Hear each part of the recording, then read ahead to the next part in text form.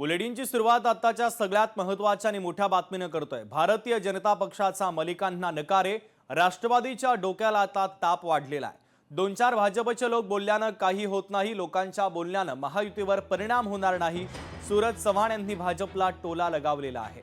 तर आशिष शेलार यांनी काही वेळापूर्वी भारतीय जनता पक्षाची भूमिका स्पष्ट केली। नवाब मलिकांच्या नेतृत्वामध्ये राष्ट्रवादी सोबत आम्ही जाणार नाही असं त्यांनी म्हटलेलं आहे। त्यामुळे आता भाजपचा मलिकांना नकार आणि राष्ट्रवादीच्या डोक्याला ताप वाढलेला आहे।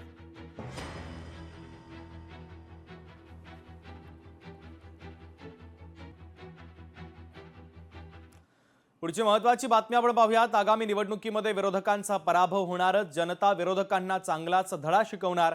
मलिकांच्या नेतृत्वात असलेल्या राष्ट्रवादी सोबत युती नाही, मंत्री आशिष शेलार यांनी महत्त्वाची प्रतिक्रिया दिली आहे। भारतीय जनता पक्षाची भूमिका आमच्या वरिष्ठांना आम्ही सांगितली। आमचे अध्यक्ष नवाब मलिक राष्ट्रवादी काँग्रेस अजित पवार गटाचं नेतृत्व करून निवडणुकीला येणार आहे, त्याचं समोर आलेलं आहे। आणि त्यामुळे अशा राष्ट्रवादी बरोबर आम्ही नवाब मलिक यांच्या नेतृत्वाखाली राष्ट्रवादी आम्ही राष्ट्रवादी काँग्रेसचे नेते जर नवाब मलिक असतील तर या युतीमध्ये या राष्ट्रवादी काँग्रेस अजित पवार गट सामील होणार नाही। नवाब मलिक यांच्यावरती गंभीर अशा प्रकारचे आरोप आहेत। जशी भारतीय जनता पार्टीची जी भूमिका आहे की नवाब मलिक यांचं नेतृत्व मान्य, आम्ही पण नवाब मलिक यांचं नेतृत्व मान्य करत नाही। आणि आम्ही विधानसभेच्या निवडणुकीच्या वेळी जी भारतीय जनता पार्टीची जी भूमिका आहे तीच भूमिका आम्ही स्पष्ट केली होती। त्यामुळे तीच भूमिका ठेवून नवाब मलिक जर मुंबईचं नेतृत्व करत असेल तर आम्ही कुठल्याही परिस्थितीत राष्ट्रवादीची बरोबर युती करणार नाहीये। जी भारतीय जनता पार्टीची जी भूमिका असेल तीच भूमिका आमची असेल। पुढची महत्त्वाची बातमी, जालन्यामध्ये भाजपला खुमखुमी असेल तर स्वबळावरती लढावं। शिवसेनेचे आमदार अर्जुन खोतकरांनी भाजपला थेट आव्हान दिलं।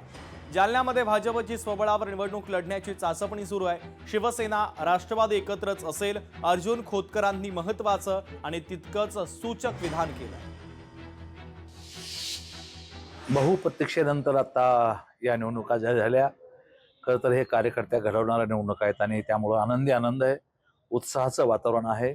आणि ज्या दिवसाची कार्यकर्ते अनेक वर्षापासून वाट पाहत होते तो दिवस काल उजळला आणि निश्चितपणे निवडणुकाला आम्ही अत्यंत ताकदीने समोर जाणार आहोत आणि शिवसेना ही बाजी मारेल। राष्ट्रवादी काँग्रेसचा आम्हाला माननीय अरविंद अण्णा चव्हाण माजी आमदार यांचा पॉझिटिव्ह प्रस्ताव आलेला आहे। भारतीय जनता पक्षाकडून अजून काही प्रस्ताव आलेला नाही आमच्याकडे। आम्ही त्यांना प्रस्ताव देऊन बराच कालावधी लोटून गेलेला आहे। त्यांच्या मनात काय चाललं आम्हाला माहित नाही। लोकशाही मराठी ऐका, पहा, जागरूक रहा।